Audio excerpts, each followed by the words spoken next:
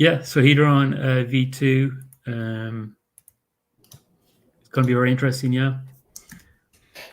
Yeah. What was you said you caught the talk with Sloth and Alex the other day. What was your initial reaction, and how do you think it's going to, like, I guess, what are some of the things you're excited about and some of the questions you have about it? Yeah, so I caught that stream. I kind of had on the background, so I didn't dig too much into details, but it's going to be interesting about this thing we discussed earlier about the prices on both chains and unifying the chains. So it seems in the new contract that eHedron and pHedron and eICOSA and pICOSA will be treated equivalent in the auctions, that you can maybe use both to bid on the auctions on either chain. So that kind of pushes then the price up. So at the moment, like eHedron is less than the price of pHedron. So that means that you could, buy eHedron and use that in the auctions to get, better value. So then that pushes the price of eHedron up towards the price of pHedron. And that it could be interesting because then we could hit the arbitrage point on eICOSA or eHedron and not hit the arbitrage point on the P side, PulseChain side. So it creates interesting dynamics then where we could have incentives to sell HSIs on the Ethereum side, but not on the PulseChain side. And yeah, it's going to be interesting to see how that works. Maybe I have some of the details wrong, and I guess some things are going to change as well because it's just being developed, has to be tested, and there could be new ideas. For me, making a stat side is going to be interesting as well because, at the moment the HEX model is showing a lot of the Ethereum stats. Going to add the PulseChain stats very soon, and then when we have this new V2 of Hedron ICOSA, it's going to be even more analysis and more contracts to kind of look at and look for correlations.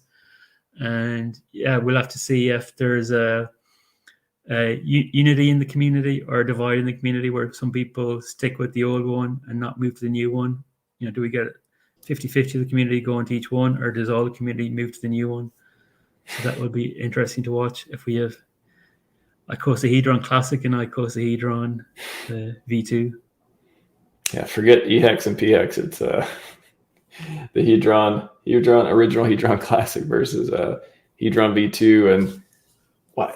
I guess if you were to make a case to why you would want to stick, or why people in the community would want to stick with the original one versus the new one, is there if you could make a case for either one being better, or better for price, or I know those differences and supposed to be changes for the upside, changes for the better for V2, but how would you make a case for either one? Have you thought about that? Yeah, so I think there'll be incentives to move to the new one for sure.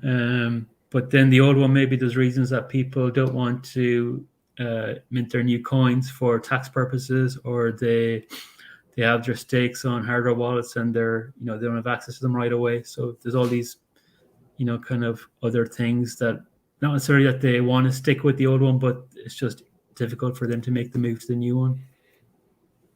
Is that reducing supply participants? Is there any pump metals there for the new one if a lot of people don't migrate?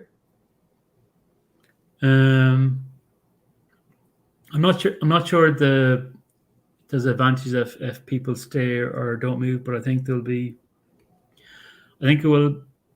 incentive could be to equalize the eHedron and pHedron on both chains, which is going to bring the prices close together, which then is interesting because that almost forces EX and PX to be kind of, the eHedron could force EHEX to also increase. Now, if you imagine PulseChain increases, then PX increases, then pHedron moves with PHEX, then pHedron pulls up eHedron, and then eHedron pushes up EHEX. So it could unify the whole RH ecosystem just by this new contract.